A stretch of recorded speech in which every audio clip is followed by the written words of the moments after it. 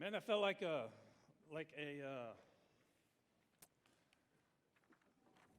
felt like Easter, kind of, right then, man. I'm kind of getting excited about Easter after going through that. I got to do this because I sang pretty good. Okay. All right, my name is Justin. I am the associate pastor here. Alan Easton usually stands up here. He is our head pastor. He is in Colombia, South America today. And the reason he is there, man, I worshiped way too good. I'm going to struggle through this, but man, it's worth it. But he is in South America today. For those of you who don't know, some of you may not know, him and his wife and family, they served in South America as missionaries. While he was there, he had the opportunity to invest in a young guy there. And they made kind of an agreement like, hey, if I ever get ordained into ministry, I want you to come back. And so at this point, I think it's been a lot of years, and Alan was like, I don't think that's probably going to happen. But he said, hey, I'm getting ordained. And it happened so that he found cheap flight, and he got to go back and be with that guy today. Sorry for you guys, you get the B team today. Right? You get the B team and me today. I am going to jump into a series that he is in. It's called Habits. We have been going through and looking at how do we instill practices on a day-to-day basis to walk closer to Jesus. And know this, as we go through these things, we're not trying to create a list of things, a list of check boxes for you to go through and go check, check, check. I feel good about myself. We are trying to, by the way, Don and Cindy, man, I was like, I wasn't here last week. These two, I was anxious today going through this, and Don came down here during worship, and I was like, man, if these two can get through the last year of their life, I can get through this message. Love you guys. Anyway, sorry about that. Just caught my eye. And so we've been going through these habits so that you can be a better follower of Jesus. Not checking boxes, but the goal is so that we follow Jesus better. Which bodes the question, like, what does a follower of Jesus look like? I asked this question to a bunch of young adults one time, and it was like dead silence. I'm like, go ahead, tell me, what does it look like? I'm like, man, you guys are in trouble if you have no idea. Listen, it looks like a family who will take somebody else's child into their home, who their biological parents have chosen, or they can't take care of them, and they say, I'll take them as my own. It looks like a family who will pack up their whole family and move around the world, regardless of the cost, because God said to do it. It looks like an elderly person who, when everybody else their age is packing it in, they're over here in this hallway teaching your kids. And they're still looking for ways to serve Jesus. It looks like a missionary who's in a war-torn country who, when everybody else is running, he's saying, God put me here for such a time as this. It looks like, and by the way, most of those people, I'm looking out and seeing those people. We go to church with these people. It looks like a dad who gets up and goes to work to a job that he may or may not love every day because there's people that care about it, that are dependent on him. It looks like a mom who gets up before the sun gets up to lift up her husband and her kids because it's the only time she has during the day. That's what it looks like to be a follower of Jesus. And in a word, I would say it looks tiring. Right? Dude, it got real quiet. It's tiring sometimes. I mean, like, we work back through this series and we're giving you things to add to your life. How many people need more things to add to their life? All of us really need to add more stuff. But we've been going through, growing in the Word, having your body under control, praying, fasting, worshiping, evangelism, fellowship, generosity, all of these things we've come through. And some of you are really, really trying to make sure that those are all a part of your life. And if you are doing that, if you have honestly gone through this series and said, what do I need to add to my life? I can promise you, you will be tired. Because to live out the Christian life is tiring. And I promise you, today is your message if you're that person. Some of you need to go back and listen to the other messages and figure out how to apply those. But for those of us who are going hard on a daily basis, and we have them, this is your message. Today, the habit we are going to go through is rest. It is a habit that all of us need to have in our life. It is a habit that some of us just don't. How many box checkers we got in the room? Yeah. All right, this is your message, okay? My wife is the box checker of the home. I love her. She keeps the wheels on our home. She keeps me working. Because I can tend towards rest a lot. This is a message that she needs to hear. I don't need to hear, but here it is for you. So, Matthew chapter 11, verses 29 and 30, it says this. It says, "Take my yoke upon you and learn from me." This is Jesus talking. "Learn from me, for I am gentle and lowly in heart, and you will find rest for your souls. For my yoke is easy and my burden is light." So this is, he's using words. Jesus uses words to talk about the Christian walk that I don't always comprehend and I don't always understand, and it's not something that doesn't always fit really easily, which is words like easy and light and rest. That somehow that's supposed to fit into this thing called the Christian walk. And I don't always know how to fit it in. And there's this friction between what God is saying right here, that we'll find rest for our souls, and what we actually experience on a day-to-day basis. And so we're going to go through, and I'm going to show you what I believe, how it fits into this Christian walk thing. We're going to look at 3 different examples in the Bible of rest, and we're going to look at 3 purposes for rest, and then we'll let you go home and eat and then go home and rest. Maybe. There's no football on today for me, so I'll probably work. Anyway, so very first, it was modeled. Where was it modeled for us? Firstly, it was modeled in creation. Genesis 2:2. This is the first book of the Bible. It is written by Moses. For any of you who don't know that, in that it talks through how the world was created. Genesis chapter 2, verse 2 says, "On the 7th day, God ended his work which he had done, and he rested on the 7th day from all the work which he had done." Okay. So for 6 days, he comes through and he creates everything that is created. Well, I won't say that. He creates everything that I think that we see. There is a debate as to whether it was everything that was created in 6 days, but I do know that the sons of God rejoice at the creation of the earth.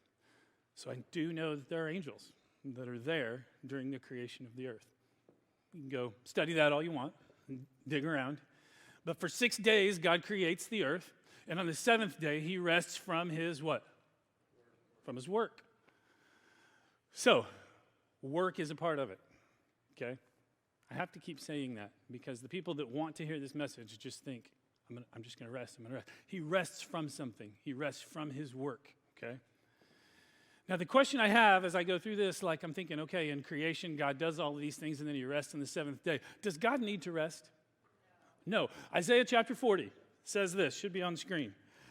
"Have you not known," from chapter 40, verse 28 says, "Have you not known, have you not heard, the everlasting God, the Lord, the creator of the ends of the earth, neither faints nor is weary, his understanding is unsearchable." Listen, God didn't rest because he was tired. I know that.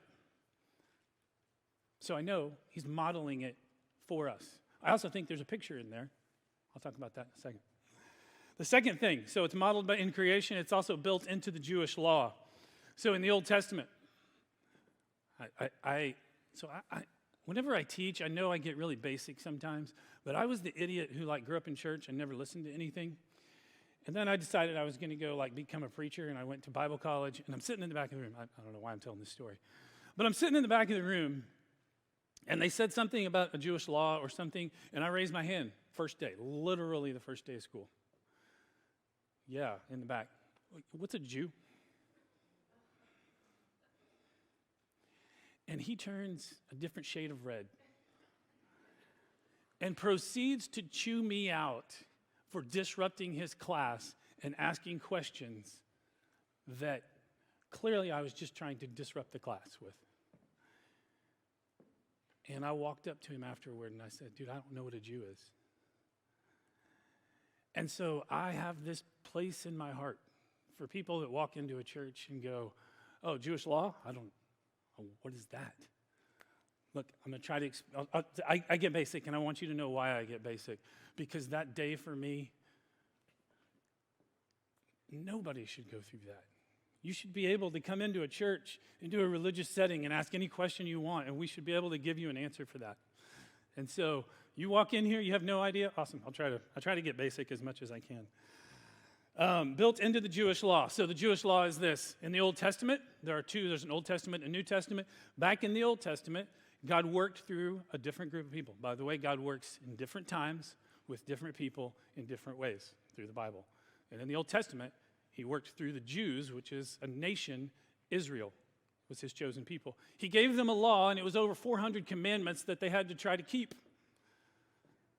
And they did really good at it, except they didn't. It was impossible. And so within that law, he writes this, Exodus 20, verses 9. 6 days you shall labor and do all your work, but the seventh day is the Sabbath of the Lord your God. In it you shall do no work, nor your son, nor your daughter, nor your male servant, nor your female servant, nor your cattle, nor your stranger who is within your gates. So nobody's supposed to do work at all, right? And so it's just like creation. 6 days you work, on the seventh you rest. Now I will say this, I think it's just a model for us to say, hey, you guys need to rest. I also think you can come, and this is just, I'm just throwing it out there, you guys can dig on it all you want. In Peter, it says that a day to us is as 1,000 days to the Lord. I think there's a picture in here, like there's 6,000 days of work and 1,000-day rest. There's been 6,000 years of human history. They would like to say that this world is 400 billion years old and all of that, but recorded human history, 6,000 years.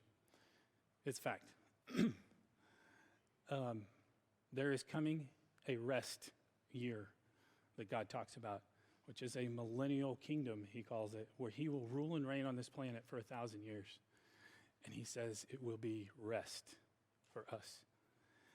And I think he sets this up. There's just a little picture in there for you to know. There's going to be 6,000 years of work, and then you're going to have 1,000-year rest. So there you go. You want to talk about it? Let's talk about it afterwards. It's not the message. So it's built into the Jewish law. It's also modeled by Jesus. Now listen, I go, first of all, it's in creation. Well, I'm not God. I don't have to do it like that. He hasn't told me to do it like that. It's in the law. I don't live under the law. By the way, I don't live under any of those laws anymore. All 400 plus of them don't apply to me. My daughter asked me the other day, how do you choose which ones we're supposed to live by? They're all gone. We don't live under the law anymore. And so, but this one I really, really, really care about. This one was modeled by Jesus.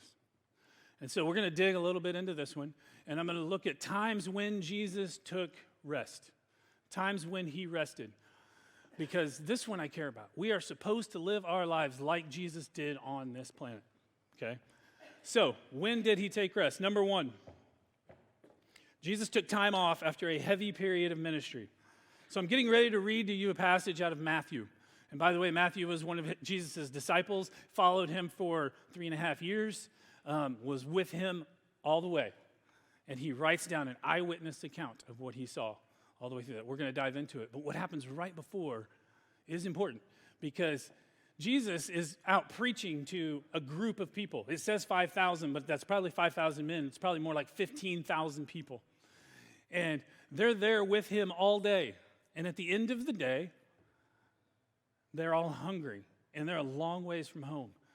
And so he takes this little boy's food, and he breaks it, and everybody loves this story. We learn it when we're 3, and they break it, and the disciples go out, and they start giving out this food, and it's miraculous. But that's a lot of work. It says that those 12 disciples gave food to everybody. And it's a long day. And so at the end of the day, he has preached to them all day, he has fed them, and he is tired. By the way, does Jesus get tired? Jesus is God, by the way. We said God doesn't get tired, but did Jesus get tired? Absolutely. Jesus carried around one of these things. I hate this thing. I fight against it all the time. Every day I try and keep it in check. It tells me to do things that I'm not supposed to do. It tells me to eat too much. I fight against it all the time. Jesus fought against it, which I think is amazing. I have a high priest who feels my weaknesses, it says in Hebrews. He feels it.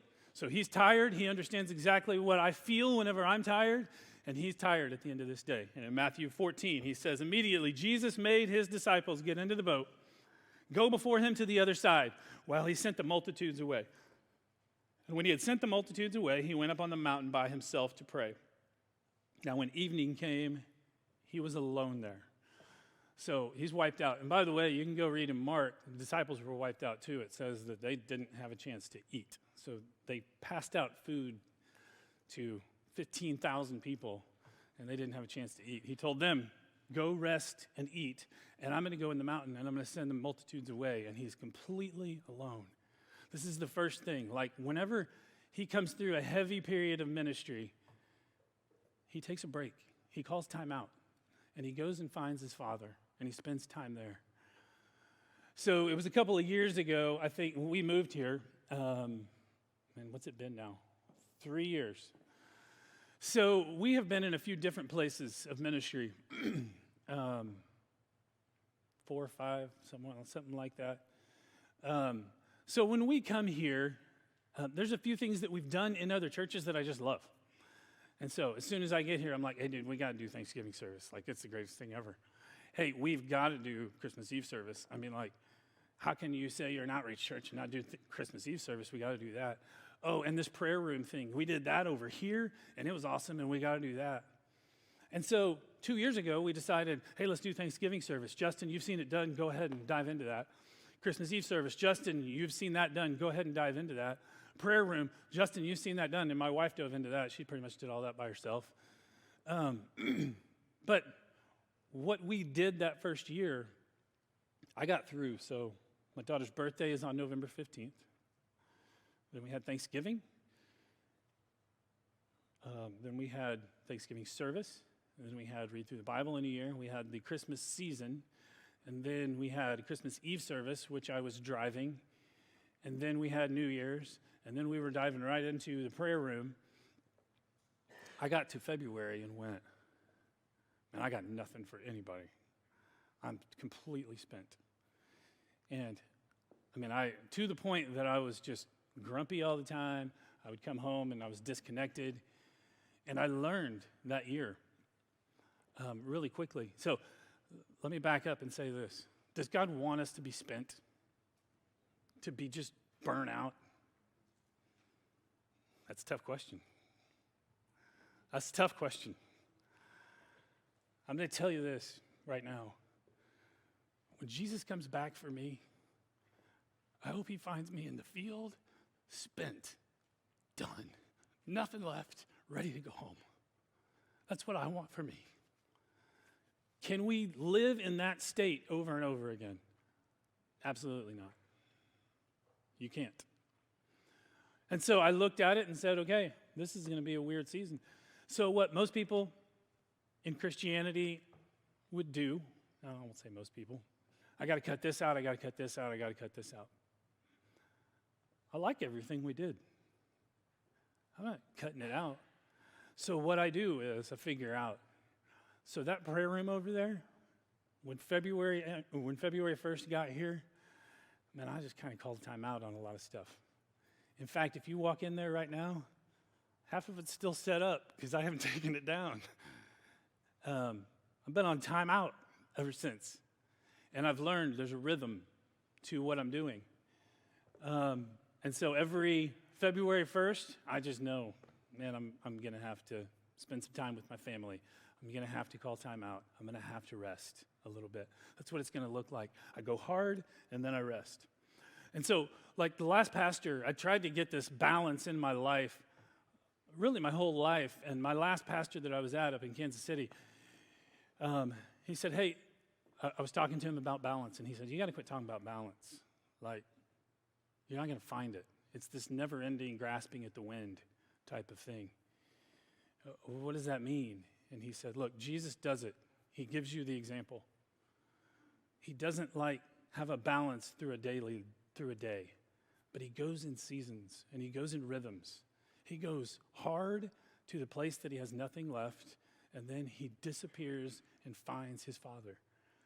And I went, oh yeah, I can see that. He does do that. And so it helped me out, and it helped me out to be able to have those discussions with my family. Like, we're going to go hard for the next month, and then we're going to go on vacation. Or I'm going to unplug, and I'm going to spend time with us. But we're going to have that discussion, and we're going to go in rhythms, and it's going to be very purposeful, and that's the way it's going to go. So I would challenge you, rather than just unplugging or going, I can't do that anymore, can you figure out how to work a rhythm into your life? Like, I can do that hard for a little while. What's really impossible is trying to find balance. I'm going to try and fit everything into a day. I used to try to do that, and I would be spending time with trying to stare at my wife while I'm sitting here thinking about a message that I'm trying to write. And that didn't go very well.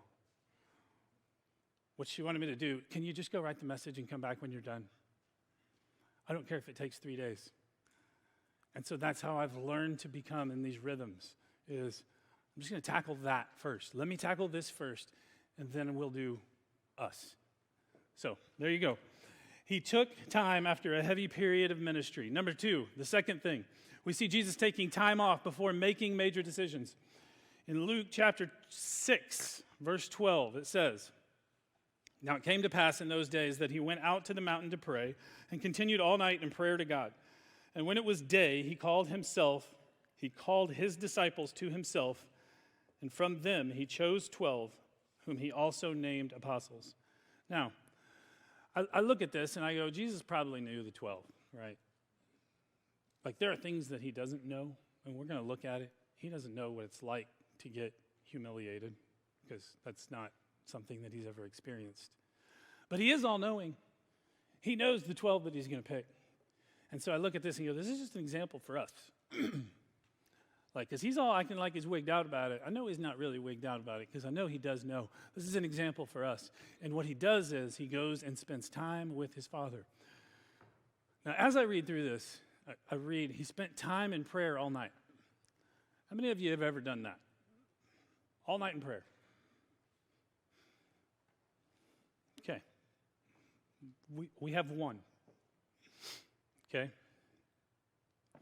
Sometimes we read through these things and we're like, man, that's just not feasible. It's not possible. So we just throw it out. What I think in Christianity, some of the things that we miss on prayer is one of the big ones that I think we just miss it. Because I feel like from the time we're 2, we're taught that prayer looks like this. And, oh yeah, I just screwed up the camera person. Hi. And looks like this, and looks like this, right? And this is the posture we're supposed to take in order to pray. I'm not saying that we don't do that. I'm not saying we don't reverence God and that there aren't times. There are times, absolutely, that I will get down on my hands and knees and I will beg him for something. But I realized long ago, I commune with God much better when I'm just walking. I just do. And also, my last pastor made me, I was like, dude, I don't like sitting in a spot and kneeling. I just commune with God better whenever I'm just outside walking. And he said, Genesis chapter 3. And I was like, what? And he said, yeah, in the beginning, God came down and he walked with Adam in the cool of the morning. Oh, okay. And I wonder, when we read across things in 1 Thessalonians that would say, pray without ceasing, our problem is we have this weird view of what prayer is supposed to be, instead of the fact that we're supposed to be in constant communion with God. Like, when something happens to me, I'll be out there walking. You guys will drive by, and I'm out here walking, and it looks like I'm picking up the parking lot. I'm probably out there just talking to God. And I want to get to the place where I'm just like, God, this is a cool day, man. Like, this is awesome. The trees that you created are unbelievable. Would you talk to God about stupid things like that? Yeah. He's my best friend. God, I get to watch the Chiefs this year, and they're entertaining, and they actually, oh yeah, you would never, ever talk to God about football. I actually would.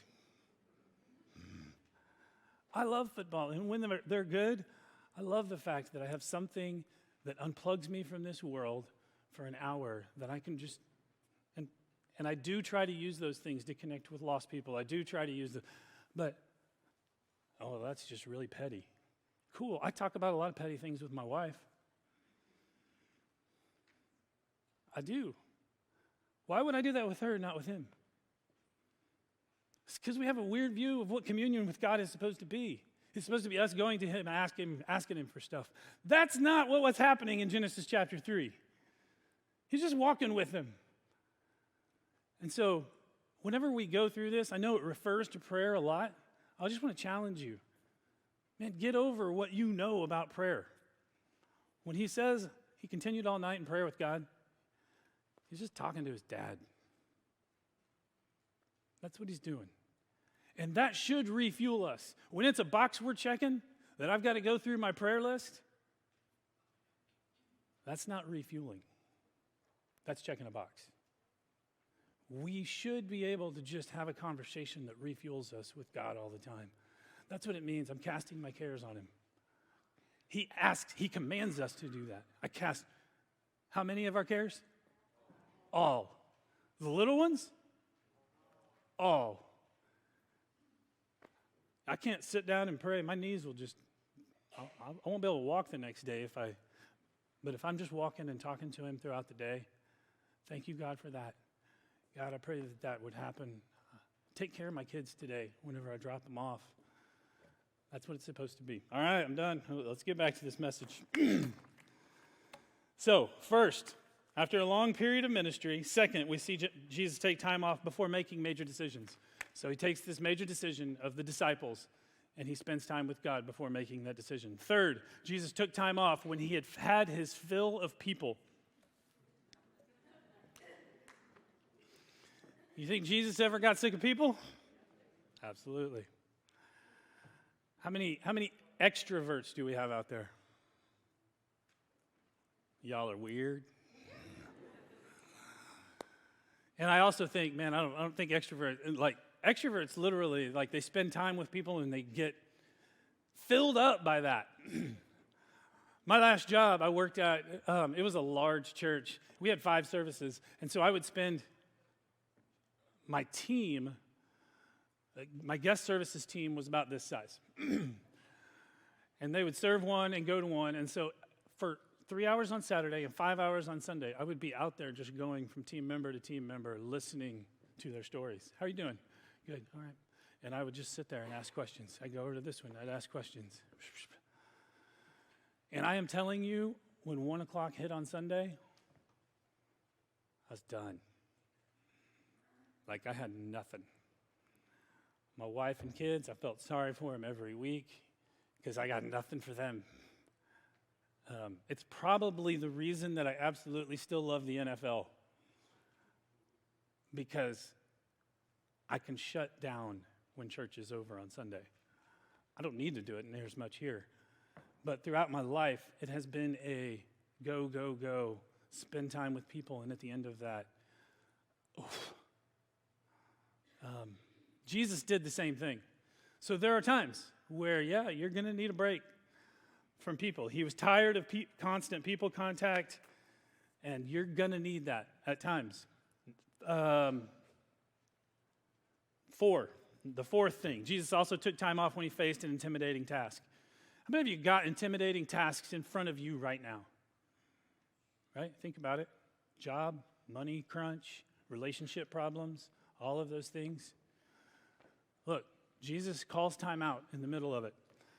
Luke 22:41 says, and he was withdrawn from them about a stone's throw, and he knelt down and prayed. Now listen, I didn't give you the background before I read it.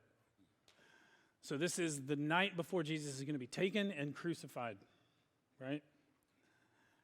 And he knows what's getting ready to happen. Now, I say he's all-knowing. He did know the 12. Does he know what it's like to be humiliated? Does Jesus know that? He has had some of that throughout his life to this point. But he's getting ready. They're getting ready to put a crown of thorns on him. He's going to have blood running down his face. And they're going to be saying, if you're so tough, why don't you save yourself? And slapping him and spitting on him and stripping his clothes off of him. Does he understand that? Not at this point. He knows it's going to happen. Does he understand a father turning his back on him? Nope. Does he know it's going to happen? He knows it's going to happen. Does he understand being beaten to the point of death? No. But he knows it's going to happen. Listen to me. He is absolutely terrified of what's getting ready to happen.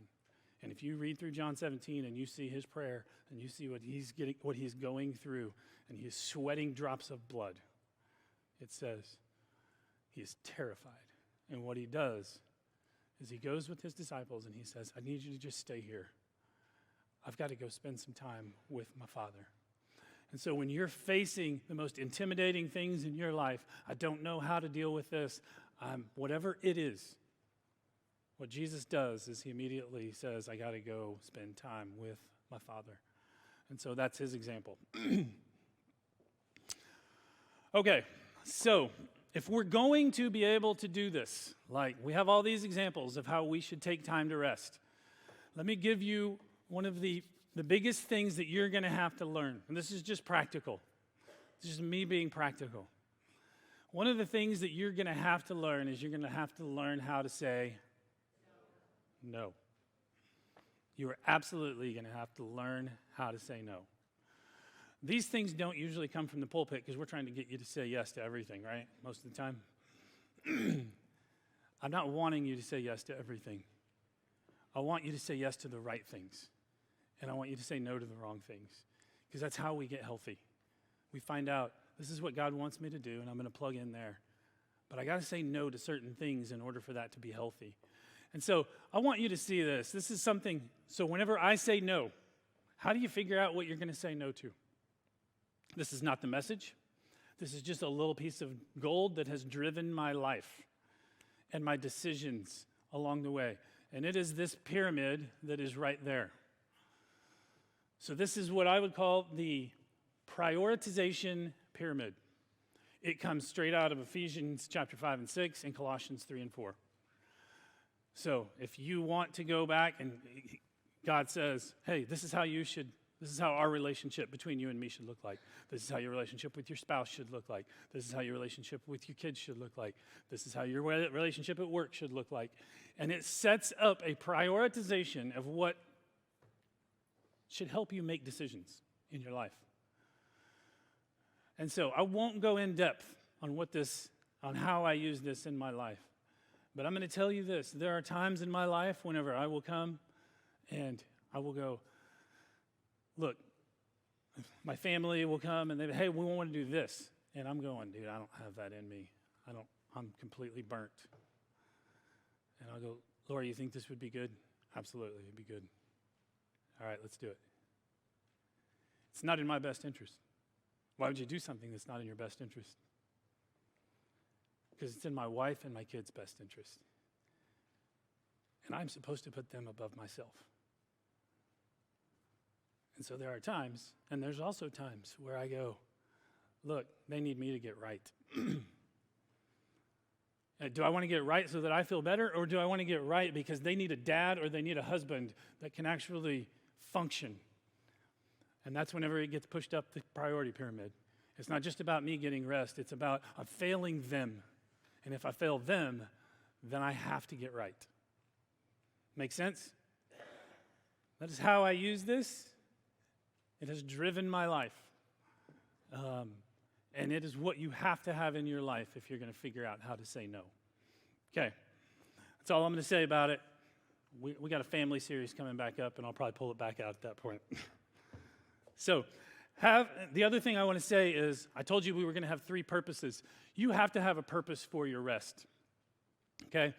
One of the things I think it was last year, we did a little guys get together, and in the evening, we came over here and we watched some videos. And there was one video in there that hit home with me, and it was an ex-Navy SEAL. And he talked about rest. And he said, look, when you're resting, you don't just relax. You're not there to relax. You're actually there to reload. And I went, oh, yeah. And so, like when Alan hired me, I told him, I try to be as open and honest about my failures as I can. It keeps me accountable to them. I said, bro, if I get to the place where I get really frustrated with you, I can tend towards apathy because I can't control the situation anymore. And if I get to apathy, then I get lazy. And so I don't want to be that person. I don't ever want to, but I know I can get there. And as I was going through this, he said, listen, we were going through this video, and he talked about, listen, your job is not just to sit there and relax. Your job is to reload and figure out, what's my next ridge? What am I supposed to take next? And I know it's a military mindset. And so we walked through that, and I went and told Alan that. I was like, yeah, man, I got to know, like, what's my next ridge? And so every once in a while, he will walk into my office, and he will ask the question, hey, dude, what's your next ridge? It's really healthy for me. It finds purpose in my relaxing. And so what I would say is this: if you don't have purpose for your rest, it will lead to laziness. Okay? Then I just want to rest. And so for me, I've got to have purpose in my rest. Okay, we're going to look at 3 of them. Number 1, take time to stay connected to God. That is the first purpose. It is what you see Jesus doing over and over and over again, right? Take time to stay connected to God. Matthew 11:28, it says, come to me, all you who labor and are heavy laden, and I will give you what? Rest. So does that mean, like, I'm going to go rest in order to find God? That's not what the passage says. It says you come to me, and I'll give you rest. Some of the times, and I talked about it earlier, some of the times I think we're going through and we go to him and we're checking a box and we go through and we read and we pray and we do that. And that's not what he's talking about, okay? Checking a box is tiring at times. So just being with him. It's more like what David says in Psalm 62. He says, my soul waits silently for God alone, for my expectation is from him. Now listen, there are times we just need to be quiet and rest. Like, does your soul even have the ability to do that? I'm telling you, in our culture that we live in, it says that we now have an 8-second attention span. Last week we went on a cruise. First time we ever did that, we wanted to find out, like, do we fit into the love it or hate it category, right? Because you either love it or hate it. One of the hardest things, and I told Laura this, I was like, we paid for Wi-Fi, but only for one device, so that my wife could stay connected to the kids. I didn't have Wi-Fi for 3 days. I didn't know what to do. And I told her, I said, I don't know if this is good or bad at this point. I just know that I'm struggling. Like, when it's quiet, I need, or when I have a question, some of it is good and bad. I want to know what's in my email. I want to know most of that stuff. I don't need to know. We got a good team here. They don't need me here. And yet, everything in me just doesn't have the ability to stop. Can you just stop? So we're staring at each other, and I told our first hour of this, we're staring at each other eating, and I'm like, it's kind of awkward, isn't it? It's awkwardness that we have to embrace because our kids aren't going to be with us forever, you know? But I don't have the ability to grab my phone. I don't have anything. It's just you and me. And the question is, do we ever do that with God? Is it ever just you and him? Do you ever just stop and wait silently for him? So it is. That's what God says. Come to me and I'll give you rest. But that is the command, is to come to him. So that's the first purpose. The second purpose is this: strategic time to connect with specific people. Matthew 17 says this. Now, after 6 days, Jesus took Peter, James, and John, his brother, led them up on a high mountain by themselves. And listen to me, what happens is they get to see him do something cool that nobody else gets to see, Mount of Transfiguration. You can read about it later. But Jesus says, I only want 3 of you with me on this one. Leaves everybody else behind. And he invests in 3 people. Sometimes that's what we need to do. Okay? Sometimes that's good for us. Sometimes it's good for other people. But there are times that you need to turn off the whole world and you need to specifically invest in somebody. Jesus does that. There are times whenever he's just specific. There are times for us as parents where we have, and it's been a while since we've done it, but where we will go, hey man, our kids are struggling. Why don't you grab one of them and I'll grab the other, and let's go do breakfast on Saturday and go our separate ways and try and spend time with them. Or we go on a cruise where it's just us. But there are times where you've got to take time to unplug from the world for specifically investing in another person. One of the things I always say, because this is tough in a family setting, right? It's juggling the time.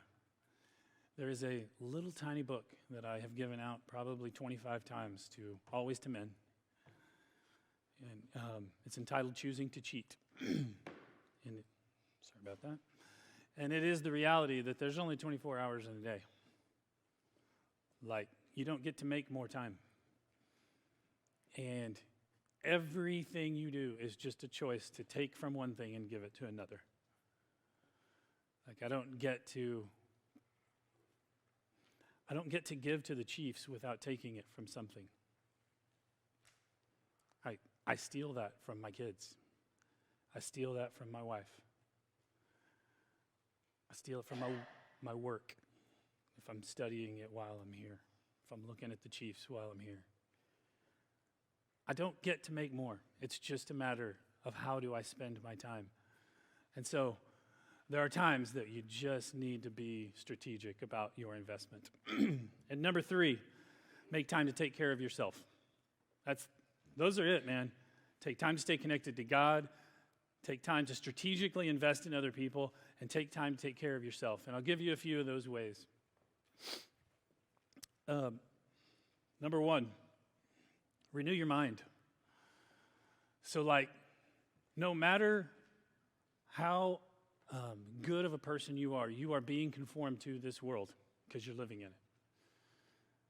So Romans 12 says we have to purposely renew our mind and transform our mind, or it will be conformed to this world. So that has to happen. Spend time with God. We talked about that, man. If you want to find rest, I need rest for my soul. Cool. He says, come find me. Number 3, take your cares to God. Listen, we live in the most over-prescribed time period and place, not Ocala, but the United States, in the history of the world. And most of it is because of anxiety. Right? Huge, huge, huge prescription business for anxiety right now. And what God says is, man, just cast all your cares on me. That's the answer. And so we've forgotten how to do that, but that's a part of it. Think about things that are true and worthy of praise. This was always my dad's favorite verse, so I kind of love it. Is the one in Philippians 4:6. Think about things that are true and worthy of praise. I sat in the first hour, I talked about it, I think it was a couple of weeks ago, where this war had been going on for a little while. I think we were about 2 weeks in, and I found myself mesmerized by the thing. Like, every morning I would wake up and know something happened on the other side of the world because it's light over there. And the second I would wake up, I grabbed my remote and I would turn on Sky News because I can't stand the news in this country.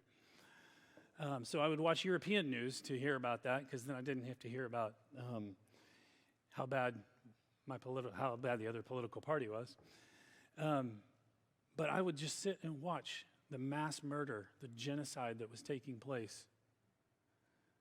And I was mesmerized, and I had no way to do anything about it. And I realized I'm 2 weeks in, and I'm just blah every day, all day. Like, yuck. And I realized, man, I need to start my day with God. I need to start my day with things that are worthy of praise. It doesn't mean that I'm not informed. I'm all about being informed and being educated at the things that are going on around us. But man, we have to be dwelling on things that are good and right and worthy of praise. Exercise, be healthy. And I know this isn't all of the things. This is the temple of God. Yeah, I should keep it healthy. I thought it was cool. I ran across a verse in 3 John 1:2. You can check it out. But it talks about, it equates physical healthiness with your soul, the health of your soul. Those two things. But those are just things, man. Taking care of ourselves. How do we do that? How do we take time to rest and take care of ourselves? So those are 3 purposes. And like I said, and if you don't have a purpose in your rest, it will just lead to laziness. It can. So, today, I'm done. My question is, what does rest need to look like for you?